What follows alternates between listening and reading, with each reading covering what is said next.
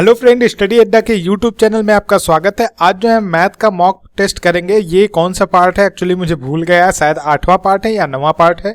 तो अगर आप हमारे चैनल पे पहली बार आए तो हमारे चैनल को सब्सक्राइब कर लें और सब्सक्राइब करने के बाद प्ले लिस्ट जरूर चेक करें। प्ले लिस्ट में बहुत सारी ऐसी वीडियो हैं जो आपके काम की हो सकती हैं। तो अगर ये वीडियो पसंद आए तो लाइक करना मत भूलिएगा और साथ में शेयर ज़्यादा से ज़्यादा कीजिए, जिससे ज़्यादा से ज़्यादा लोगों के पास ये वीडियो पहुंच सके। सेकेंड थिंग, अगर आप एमटीएस की तैयारी कर रहे हैं और आपको 30 अप्रैल का पेपर है तो हमारा सीएचएसएल का रिव्यू और जितने भी जीएस के मॉक टेस्ट, इंग्लिश का सारा पेपर कवर है, मैथ का प्रीवियस ईयर सारा पेपर कवर है और जीएस का भी प्रीवियस ईयर सारा पेपर कवर है, तो उसे देख के आप जरूर जाएं। तो चलिए आइए शुरू करते हैं। पहला क्वेश्चन देखते हैं। देखिए पहला क्वेश्चन एकदम सिंपल है। देखिए आप एमटीएस का पेपर देने जा रहे हैं तो आपको तो क्वेश्चन सिंपल मिलेगा मैथ का, ये तो आप मान के चलिए। तो करते हैं, देखिए इसको कैसे करते हैं। √2 के पावर x इक्वल टू 256। तो जब आप किसी चीज के पावर से रूट हटाते हैं तो उसको बटे में लिखते हैं, मीन्स x बटे 2। ये इसको आप ऐसे लिख सकते हैं 2 के पावर x के पावर 1 बटे 2। तो ये क्या हो जाएगा, x बाई 2 हो जाएगा। और ये आपका कितना है, 256। 256 क्या होता है, 2 के पावर 8। जब 2 का 8 बार गुणा करेंगे आप तो आपको 256 मिल जाएगा। तो इससे हमें क्या, इन दोनों को अगर हम कंपेयर कर ले तो क्या पता चलता है, x बाई 2 इक्वल टू कितना हो जाएगा, 8, और x की वैल्यू हमारी कितनी आ जाएगी, 16। तो हमारा आंसर क्या सही होगा, 16, ऑप्शन नंबर 2। नेक्स्ट क्वेश्चन पे चलते हैं। देखिए ऐसा क्वेश्चन मुझे बहुत पसंद है क्योंकि ये सरासर लोगों को उल्लू बनाते हैं। इस क्वेश्चन में कुछ नहीं है, ध्यान से देखिए। 100 माइनस 1 आपका कितना आएगा, 99। 100 माइनस 2 98, और ये क्या है, गुणे है। 100 माइनस 3 97। इसी तरह जाएंगे तो कहीं ना कहीं जाके एक बार आपका गुणे 0 जरूर आएगा। तो जब 0 से किसी भी संख्या में गुणा करते हैं तो वो पूरी तरह से क्या हो जाती है, 0 हो जाती है। तो हमारा आंसर क्या होगा, ऑप्शन नंबर 3 0 आएगा। आगे चलते हैं। यदि किसी आयताकार भूखंड की लंबाई में 5% की वृद्धि और चौड़ाई में 10% की कमी कर दी जाए तो उसके क्षेत्रफल में कितनी वृद्धि अथवा कमी होगी। ऐसे क्वेश्चन के लिए देखिए एक फॉर्मूला है। जब भी आयताकार, वर्गाकार, रेक्टेंगुलर, स्क्वायर या कोई भी 2D आकृति की बात करे और उनके लेंथ और ब्रेथ को कम ज्यादा करे और साथ में क्षेत्रफल का रेशियो पूछे तो इसके लिए एक फॉर्मूला है x minus y minus x y upon 100। तो x की वैल्यू कुछ अब क्या कर रहा है, 5% की वृद्धि कर रहा है तो +5 हो जाएगा, माइनस वाई चौड़ाई में 10% की कमी कर रहा है तो माइनस पहले से है तो -10, और ये देखिए प्लस माइनस माइनस, और ये कितना हो जाएगा, 5 × 10। तो हम इसमें वैल्यू पुट कर देते हैं। x का मान कितना है 5, y का मान कितना है 10% की कमी हो रही है -10, माइनस 5 × 10 बराबर कितना, 50/100। ये कितना आ गया, -5.5। माइनस क्या शो कर रहा है, माइनस ये शो कर रहा है कि क्षेत्रफल में कमी हो रही है। कितने कमी हो रही है, 5.5% की। तो हमारा आंसर क्या हो जाएगा, 5.5% डिक्रीज हो रहा है। ऑप्शन नंबर 2 जो है हमारा आंसर होगा। अगले क्वेश्चन पे चले। देखिए नेक्स्ट क्वेश्चन है पाइप एंड सिस्टम का क्वेश्चन है, पानी और टंकी का। ये क्वेश्चन एकदम ठीक जो है आपका टाइम एंड वर्क की तरह होता है, एकदम सिंपल तरीके से। कैसे करेंगे आइए देखते हैं। देखिए 2 नल P तथा Q किसी पानी की टंकी को क्रमशः 12 मिनट तथा 15 मिनट में भर सकते हैं। मीन्स P जो है किसी पानी की टंकी को 12 मिनट में भरेगा और Q जो है 15 मिनट में भरेगा। तो जब 12 और 15 का हम एलसीएम लेंगे तो उस पानी की टंकी का जो कैपेसिटी है वो पता चल जाएगा। मीन्स 12 और 15 का एलसीएम कितना आएगा, 60 आएगा। तो ये टोटल कितना ये लोग पानी भरे हैं वो पता चल जा रहा है। ये दोनों लोग टोटल 60 पानी भरे हैं। मीन्स P जो है 60 पानी 12 मिनट में भरा है, मतलब 1 मिनट में उसने 5 पानी भरा है। जो भी यूनिट हो, यूनिट आप कुछ भी लगा सकते हैं। और इसी तरह Q जो है 1 मिनट में 4 पानी भरता है। आप 4 गैलन कर लो, कुछ भी कर लो, अपने समझने के लिए आप कुछ भी कर सकते हैं। तो आगे क्वेश्चन में क्या बोल रहा है, दोनों को एक साथ खोला जाता है किंतु 3 मिनट के बाद P को बंद कर दिया जाता है। तो जब दोनों को एक साथ खोला जाएगा तो एक साथ दोनों 9 बाल्टी पानी भरेंगे। बाल्टी आप कुछ भी मान लो, 9 यूनिट पानी भरेंगे। 1 मिनट में दोनों कितना, 9 यूनिट पानी भरेंगे। तो 3 मिनट में कितना भर लेंगे, 27 यूनिट। टोटल उनको कितना भरना है, 60 यूनिट। तो हमारे पास शेष कितना बचेगा, अगर 60 में से 27 यूनिट घटा देंगे तो हमारे पास 33 यूनिट शेष बचा है। और टंकी को भरने में कितने और मिनट लेगा। तो ये जो 33 यूनिट भरना, वो केवल किसको भरना है, क्यू को। क्यू 1 मिनट में कितना यूनिट भरता है, 4 यूनिट। तो 33 यूनिट कितने मिनट में भरेगा, 33/4। और इसको जब आप सॉल्व करेंगे तो 8 सही 1/4 यूनिट जो है आपका आंसर आ जाएगा, ऑप्शन नंबर 4। तो ये हो गया इसका आंसर। अगले क्वेश्चन पे चलते हैं। देखिए ये क्वेश्चन सिंपल है। 2 रेलगाड़ियों की चाल, स्पीड का रेशियो जो है आपको दे रखा है, कितना दे रखा है, 6/7। साथ में क्या रखा है, दूसरी रेलगाड़ी 4 घंटे में 364 किलोमीटर चलती है। 4 घंटे में कितना चलती है, 364 किलोमीटर। मतलब 4 घंटा आपका क्या दे रखा है, टाइम दे रखा है, और 364 किलोमीटर आपकी दूरी, डिस्टेंस दे रखी है। तो इससे हम स्पीड निकाल सकते हैं। स्पीड बराबर क्या होगा, दूरी बटे समय। तो ये क्या हो जाएगा, 364/4।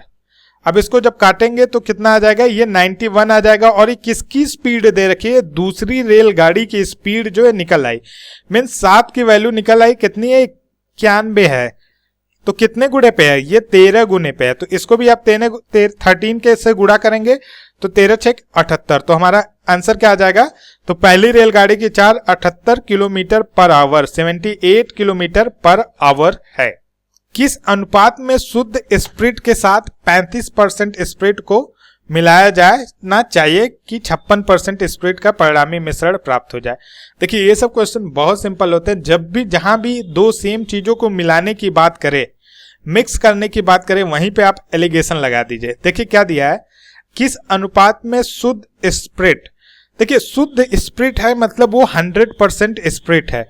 तो ये हो गया 100%, क्या हो गया, ये शुद्ध स्प्रिट 100% के साथ 35% स्प्रिट को मिलाया जाए, और एक मिक्सर है उसमें 35% स्प्रिट है, तो ये हो गया 35%। ठीक है, कि 56% स्प्रिट का परिणामी मिश्रण प्राप्त हो जाए। तो जो परिणामी है वो ऐसे, अब इन दोनों को घटा दीजिए, मीन्स 56 से जो 35 घटाइए तो कितना आएगा, 6 में से 5 गया 1, और 5 में से 3 गया 2। अब 100 में से 56 घटाइए तो कितना आएगा, 10 में से 6 गया 4, 9 में से 5 गया 4। देखिए ये क्वेश्चन आप सही कर रहे हैं कि नहीं कर रहे हैं, इसके देखने के लिए याद रखिएगा, जो भी हरदम परिणामी आएगा वो इन दोनों के बीच में ही आएगा। मतलब वो 101 नहीं आ सकता और 34 नहीं आ सकता। तो अगर इन दोनों के बीच में आ रहा है तभी आपका क्वेश्चन जो है सही जा रहा है। तो हमारा रेशियो क्या निकल आया, 44/21। ऑप्शन नंबर क्या हो जाएगा, 4, 44/21। अगले क्वेश्चन पे चलते हैं। यदि राशि पर 2 वर्ष के लिए चक्रवृद्धि ब्याज, देखिए मैं पहले बोल देना चाहता हूं कि अगर अभी तक आपने हमारा कंपाउंड इंटरेस्ट और सिंपल इंटरेस्ट का वीडियो नहीं देखा है तो यहाँ आई बॉक्स के पास आपको एक लिंक मिलेगा, ये ऐसे शो हो रहा होगा, अभी देखिए आपके ठीक सामने शो हो रहा है। आप यहाँ से इस पे क्लिक कीजिए और जाके सारे 5 से 6 पार्ट अपलोड हैं, सब देख लीजिए। आइए क्वेश्चन को देखते हैं। देखिए 2 वर्ष के लिए चक्रवृद्धि ब्याज 832 रुपए है और समान धन पर समान अवधि के लिए साधारण ब्याज 800 रुपए है। एक चीज समझिए, मान लीजिए हमारे पास 100 रुपए हैं और हम 10% हमको ब्याज मिलता है, 10% ब्याज मिलता है, तो 100 रुपए का 10% कितना होगा, 10 रुपए।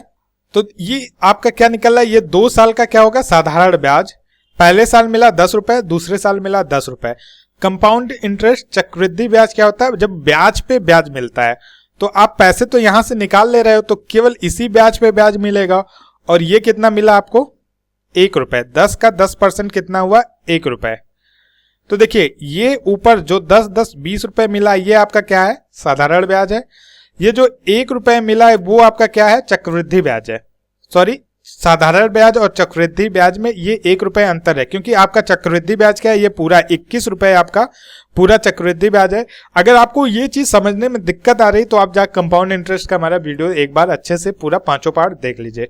ठीक है, तो ये कितना हो गया, 21 रुपए। और तो इन दोनों का डिफरेंस क्या है, यही 1 रुपए जो है साधारण ब्याज और चक्रवृद्धि ब्याज का क्या आ रहा है, डिफरेंस आ रहा है। तो अब क्वेश्चन को समझते हैं। क्वेश्चन में क्या बोला है, 2 साल का साधारण ब्याज 400 रुपए है। मतलब अगर 2 साल का साधारण ब्याज 400 है, सॉरी 2 साल का साधारण ब्याज 800 रुपए है। 800 रुपए साधारण ब्याज है, तो मतलब पहले साल 400 मिला होगा, दूसरे साल 400, क्योंकि साधारण ब्याज तो हर साल बराबर मिलता है। तो ये 400 400 हो गया हमारा। ठीक है, अब देखिए चक्रवृद्धि ब्याज 2 साल का कितना है, 832 रुपए। तो 400 400 800 रुपए तो हमारे पास हो गए, हमारे पास 32 रुपए अभी नहीं है। ये 32 रुपए हमें कहाँ मिला होगा, इस 400 पे इंटरेस्ट मिला होगा, तो ये 32 रुपए। अब ये 32 रुपए जो आया है वो 400 का कितना परसेंट इंटरेस्ट है, कितने, तो जब 400 का आप 8% निकालेंगे तो आपका 32 रुपए आ जाएगा। 400 का 8% 32 रुपए, मतलब कि जो रेट आप इंटरेस्ट है वो कितना है, 8% है। तो हम ये कह सकते हैं ये जो 400 आया होगा वो भी 8% पे आया होगा, किसी संख्या के 8% पे। तो कैसे निकालेंगे, मान लीजिए x का 8% 400 है, तो x की वैल्यू क्या आ जाएगी आपकी, 8 5 40, कितनी आ गई x की वैल्यू, 5000। मतलब अब हमारा मूलधन भी आ गया, कितना आ गया, 5000। प्रिंसिपल हमारा 5000 आ गया और रेट ऑफ इंटरेस्ट कितना आ गया, 8%। समझने में दिक्कत हो रही है तो पूरा एक बार वीडियो देख लीजिए, आपको फिर ये क्वेश्चन आके समझिए, कोई दिक्कत नहीं होगा। इसको इरेज कर रहा हूं।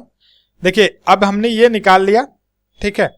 अब हमें क्या पूछा है, तो 3 वर्ष में चक्रवृद्धि ब्याज और साधारण ब्याज के बीच अंतर, 3 वर्ष का अंतर पूछ रहा है, ठीक है।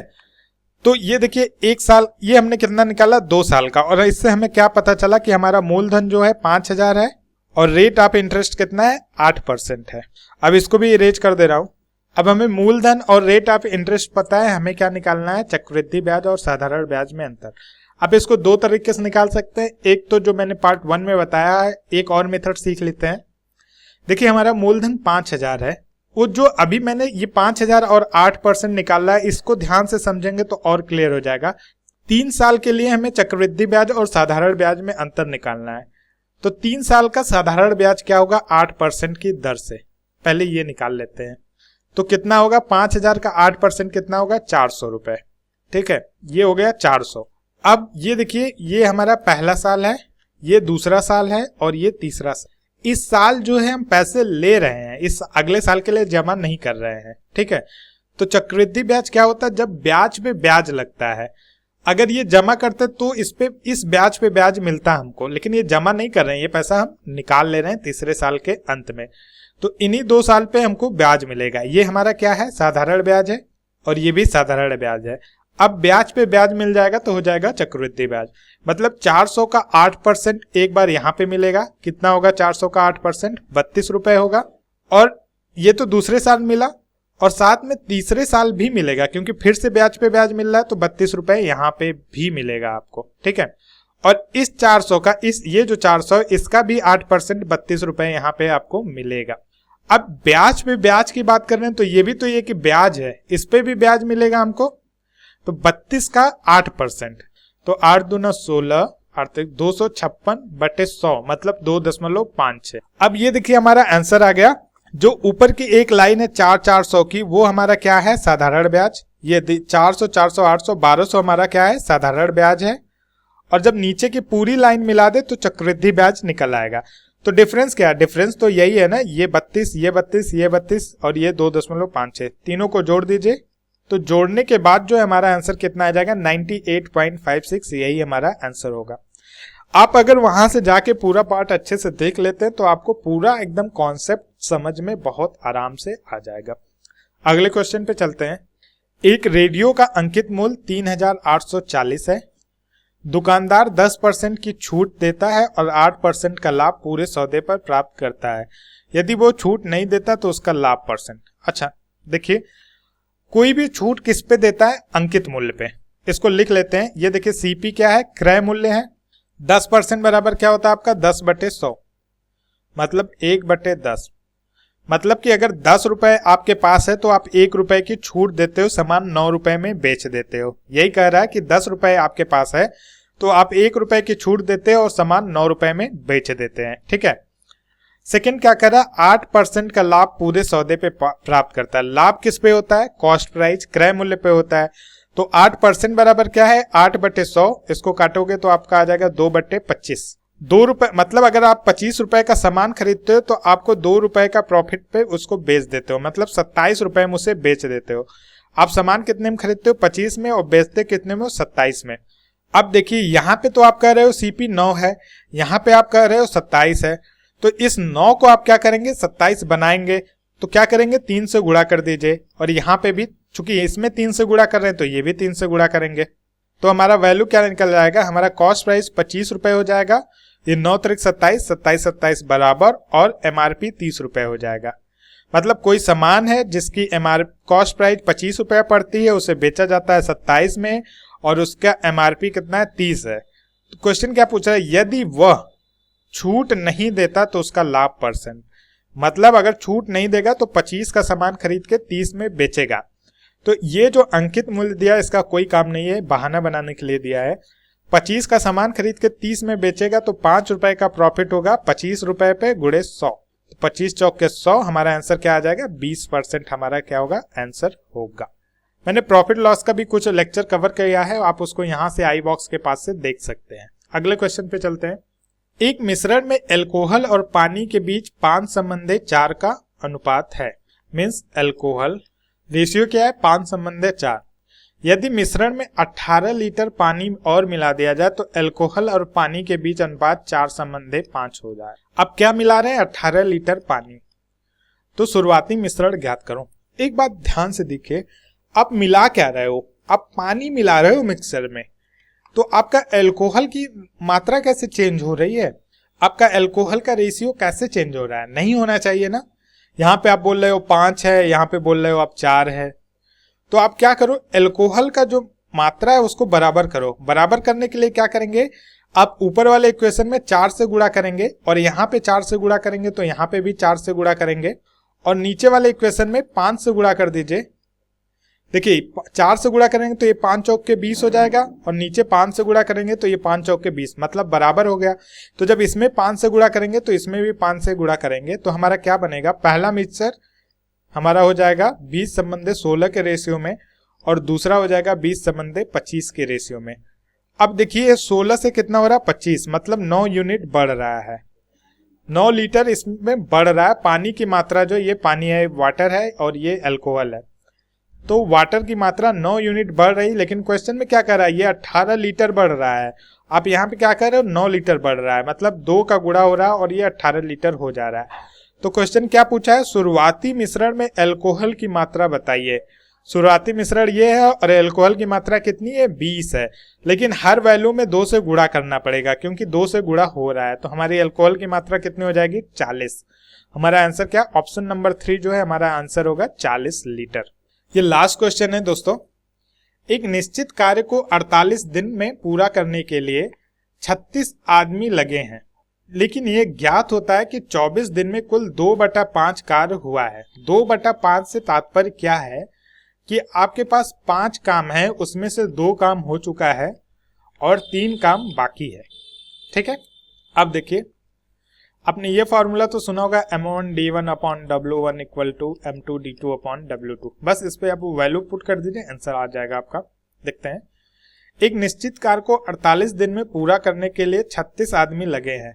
आदमी कितने लगे हैं, 36, लेकिन यह ज्ञात होता है कि 24 दिनों में, कितने दिन में, 24 दिन में केवल 2/5 कार्य हुआ, मतलब कितना, 2 कार्य हुआ।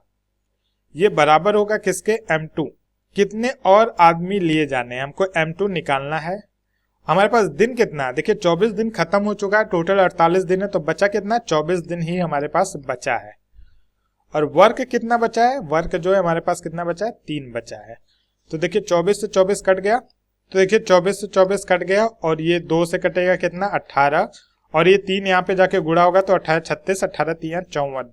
हमें टोटल कितने चाहिए, 54 आदमी, लेकिन हमारे पास पहले से 36 आदमी हैं, तो हमें और कितना चाहिए। अब 54 में से 36 घटा दीजिए तो कितना आएगा, 18 आएगा। तो हमारा आंसर ऑप्शन नंबर 3 होगा, 18 दिन। आशा करता हूं दोस्तों आपको ये लेक्चर पसंद आया होगा। अगर पसंद आया तो लाइक और अपने फेसबुक पेज पे शेयर जरूर से जरूर कीजिए। ये मेरी रिक्वेस्ट है, प्लीज ज्यादा से ज्यादा लोगों के पास पहुंचाइए, जिससे हमारे चैनल की ग्रोथ काफी तेजी से हो। Thank you friend.